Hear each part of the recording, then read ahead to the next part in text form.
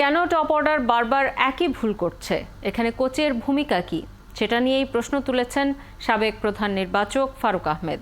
এবারে টি-20 বিশ্বকাপে বাংলাদেশ দলের পারফরমেন্স নিয়ে এই সাবেক ক্রিকেটারের কথা শুনেছেন অর্ণব বাপি। আপনি বাংলাদেশের জাতীয় ক্রিকেট দলের হয়ে খেলেছেন এবং জাতীয় দলের প্রধান নির্বাচকের দায়িত্ব পালন করেছেন। আপনার মতে এই টি-20 বিশ্বকাপে বাংলাদেশের এখনো পর্যন্ত পারফরমেন্স এবং ভবিষ্যৎ সম্ভাবনা কিরকম দেখছেন?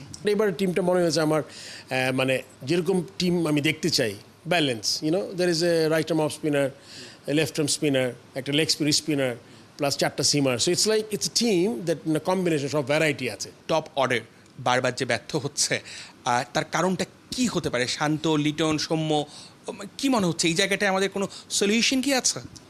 বেস্ট কিন্তু মাথায় ছোটো ছোটো মিস্টেক করতে থাকে, এইখানেই কিন্তু কোচের রোলটা আসে।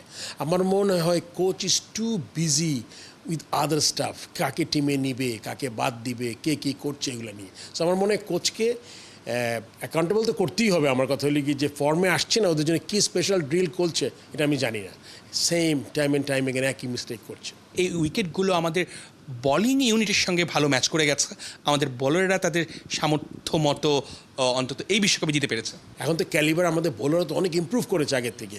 Taskin is one of the best, probably best ফর্মে আছে after long time. Mustafiz and then Tanzim Sakib, ওর অ্যাবিলিটিতে বল করছে। আমার মনে হয় যে সব মিলিয়ে আমার মনে হয় উইকেট হেল্প করছে, plus at the same time bowler আগের থেকে অনেক ইমপ্রুভ করেছে। দুইটা মিলিয়ে I think I am so impress the right arm leg spinner Rishad. ওর বোলিংটা আমি আগে যখন ও টিমে আসছিল তখন আমি ফলো করেছি, this guy is like a more of A bowler who can skid the ball like Anil Kumble, ball turn করবে না। But I think this Mushtaq has done something with this guy. He's turning the ball.